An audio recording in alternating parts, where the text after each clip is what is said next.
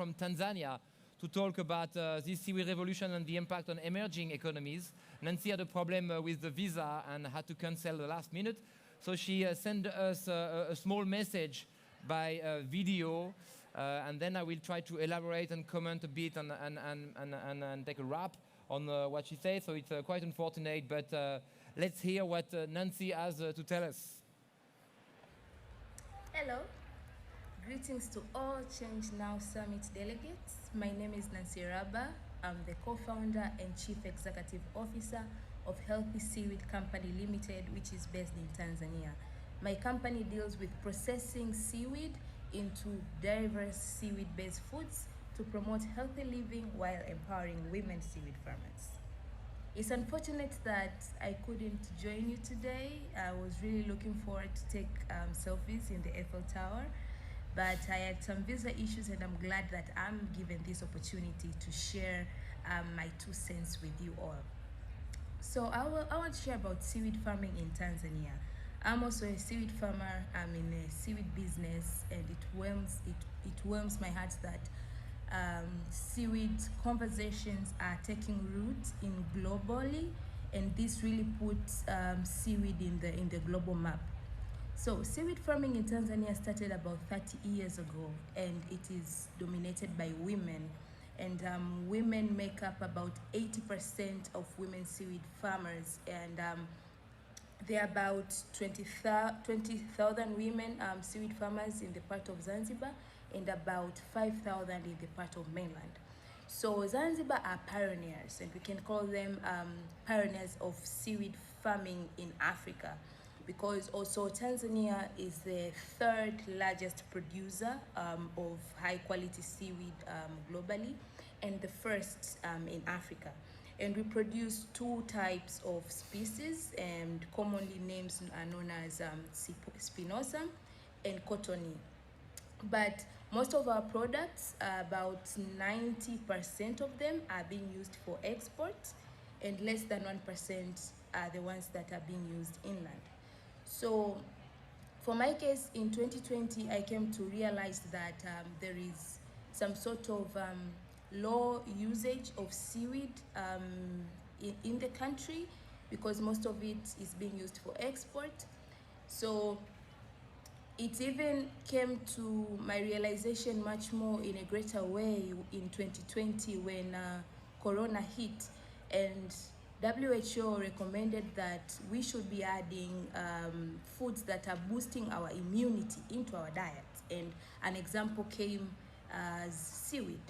And then I was wondering, because I have a background in marine sciences, I have masters in marine sciences, so I have worked with the coast, I've walked along Tanzanian coast, I have seen seaweed, but I was only interested to study seaweed in relation with climate change. How does climate change affect seaweed, and how can we have more production?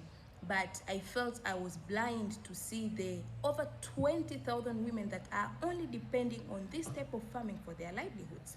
So that clicked my mind, and I started to do mapping in different villages in Zanzibar to know how do they perceive seaweed, especially in terms of food. And the women would answer me that tourists would come and they would prefer to have foods that are enhanced with seaweed rather than those that are not enhanced with seaweed. And when I asked why, they had no answer. Then I came to realize that there is lacking of innovation when it comes to producing diverse foods that are appealing and are relatable to the community to want to consume them. My company now it has over 10 product lines in which they're very relatable, from seaweed hot sauce to seaweed porridge and etc. So the ecosystem of seaweed in Tanzania still needs much of innovation, and we are so happy. My company was funded with the Global Seaweed Coalition last year, and we are working with the government to produce the first standards for seaweed for food in Tanzania. It's sad that for over 30 years we had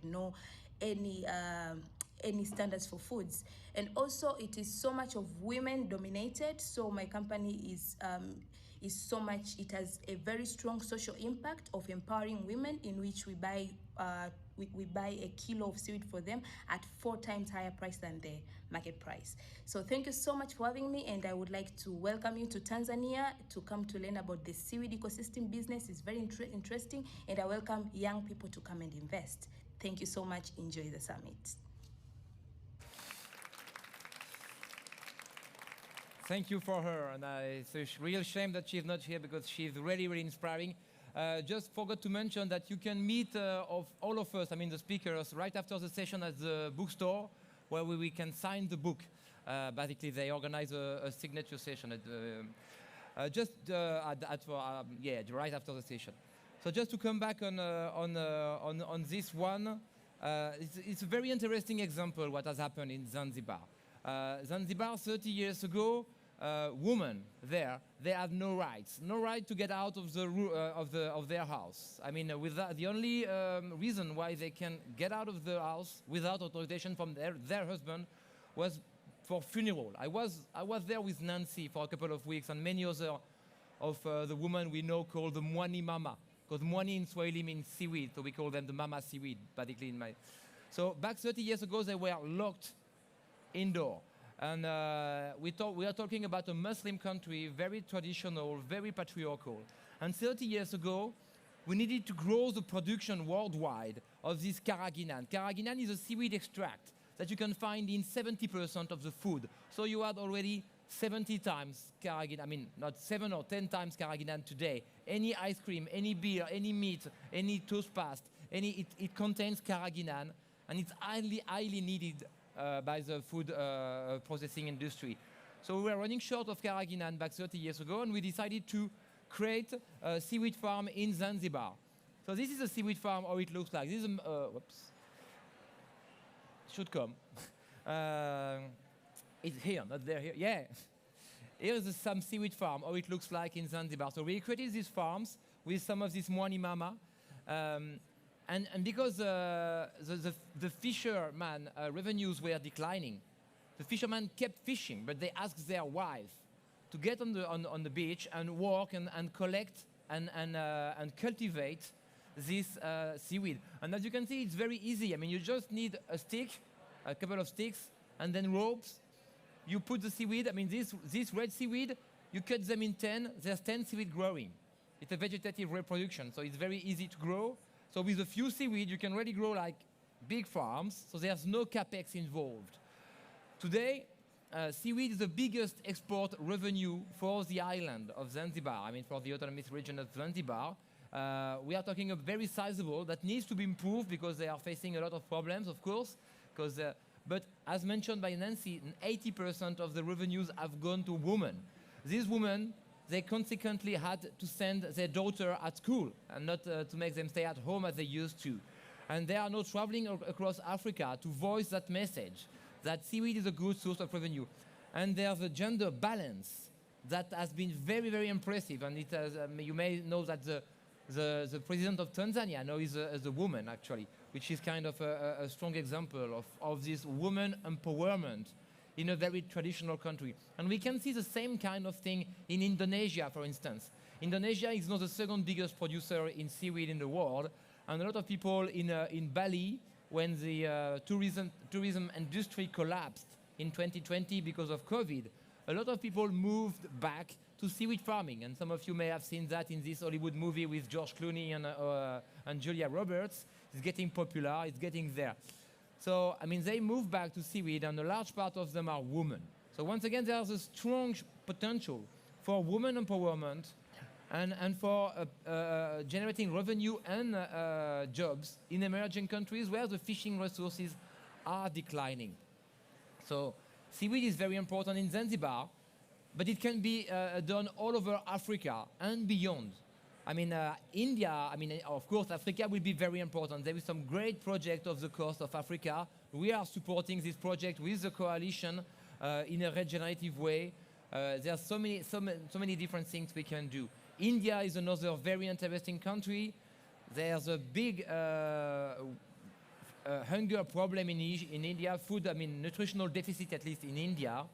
17,000 kilometers of coastline, and with 1.5 billion people, and these such a wide coastline. India today is producing half the size of the seaweed production of this microscopic Zanzibar, which is less than 1 million people. 1.5 billion, less than 1 million, and then they are producing half the size. So you can imagine the potential for India. If India moved to seaweed production, and they have a great potential for that, then the world will be different. And the other thing we have to do is that this production that we have in Southeast Asia and Africa, so far it's a south-north production. So basically they produce seaweed, they use 25% of it to supply our needs in the West. So typically so we can get some nice, good-looking food in our fridge. But the best, our vision is to use this seaweed that they grow, not to send 25% of the biomass to the rich countries, but to feed these emerging countries. This seaweed that they are using, they are very rich, they are very nutritious. They can, I don't know if you know about the problem with iodine deficiency in Africa, but that's quite a big, big deal. And you can see kids there that are really suffering. So they can really support more social justice in this world. And as Nancy just said, we should promote this seaweed consumption in Africa because it's there, but they don't even know, they don't even use them. They could cure a lot of disease using seaweed and eating seaweed in Africa, but that's just not part of the tradition. So doing what Nancy is doing, supporting the seaweed cultivation and advocating to population, so they start to pour some seaweed in their traditional diets. It's a great, great change, and it's a real step change to support the mitigation of world hunger. And that's all about, that's a good example of this seaweed revolution that we want to enforce, not only in France, not only in the US, but also in Africa, in India, and all over the world. There are some great, great potential. Seaweed has so many opportunities, so many opportunities.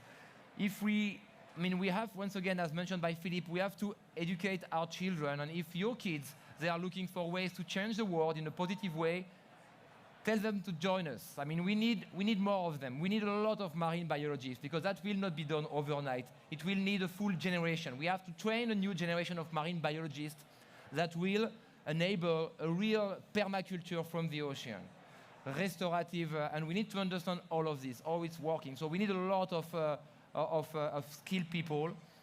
But if we do this, if all together we manage to eat seaweed and to convince the next generation to get interested into what's happening in this ocean that we know less than the moon right now. If we do this, if we do cultivate, if we do enable this seaweed revolution and we do cultivate seaweed and grow food from the ocean, this next generation, it will not be the COVID generation, it will not be the climate change generation. It will be remembered as the first generation on this planet that managed to feed the entire population of our world while mitigating climate change, while restoring biodiversity and alleviating poverty.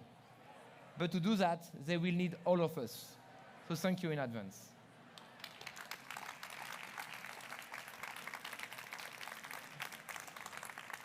And let's meet at the library if you want to discuss more. Thank you very much, and congrats to the ChangeNOW team.